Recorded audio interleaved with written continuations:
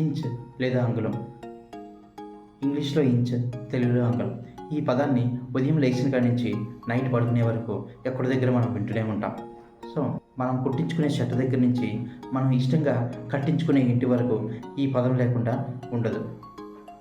ఉదాహరణకి నా TV size 90 inches, నా ఫోన్ సైజ్ 6 ఇంచెస్, నా హైట్ 5 feet 6 inches, నేను కట్టించుకుంటున్న ఇంటి పిల్లర్ సైజు 9 inches 1 feet.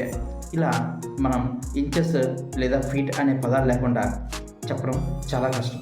ఈ ఇంచ్ అనే పదం ఎక్కడి నుంచి వచ్చింది, ఎలా వచ్చిందో తెలుసా? ఇంచ్ అనే పదం లాటిన్ భాష నుంచి వచ్చింది. లాటిన్ భాషలో అన్సియా అంటే 1/12 అని అర్థం కాలేదు కదా. సో ఒక వస్తువుని తీసుకొని దాన్ని 12 parts చేస్తే అందులో ఒక భాగమే ఏ అన్సియా. రోమన్ వాళ్ళు వాళ్ళ పాదం యొక్క పొడవుని 12 భాగాలుగా విడదీసి అందులో ఒక భాగాన్ని అన్సియా అని పిలిచేవారు. ఇక్కడ మనం ఒక విషయం క్లియర్గా గమనించవచ్చు. సో అన్సియా అంటే 12 అంశీయాలు అయితే ఒక ఫీట్ అంటే మనకి ఇప్పుడు ఉన్న 12 inches ఈక్వల్ టు ఒక ఫీట్ అని అర్థం.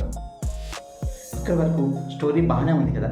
కానీ ఈ బ్రిటిషర్స్ ఇండియాని ఆక్రమించక ముందు రోమన్స్ బ్రిటన్ని ఆక్రమించారు.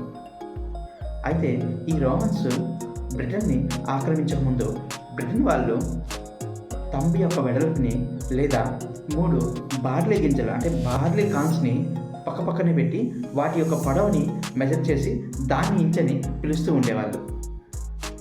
రోమన్స్ బ్రిటన్ని ఆక్రమించిన తర్వాత ఇంచి అంటే ఫూట్లో 12వ భాగాన్ని మెజర్ చేసేవారు. అంటే మన పాదం యొక్క పొడవుని తీసుకొని ఆ పొడవుని 12 భాగాలు చేసి అందులో ఒక భాగాన్ని ఇంచ్ కింద లెక్కేసేవాళ్ళు. రోమన్స్ 400 సంవత్సరాలు బ్రిటన్ని పరిపాలించి వెళ్ళిపోయిన తర్వాత అక్కడి రాజైనటువంటి ఎడ్వర్డ్ II ఈ 3 బార్లీ గింజల వరుస క్రమం రో ఉంది కదా, దాని పొడవుని ఇంచుగా ప్రకటించారు. చివరిగా 1959లో 25.4 mm అయితే ఒక ఇంచ్ అని అధికంగా ప్రకటించడం జరిగింది. ఇన్ఫర్మేషన్ యూజ్ఫుల్ అనిపిస్తే తప్పకుండా లైక్ చేసి సబ్స్క్రైబ్ చేయండి.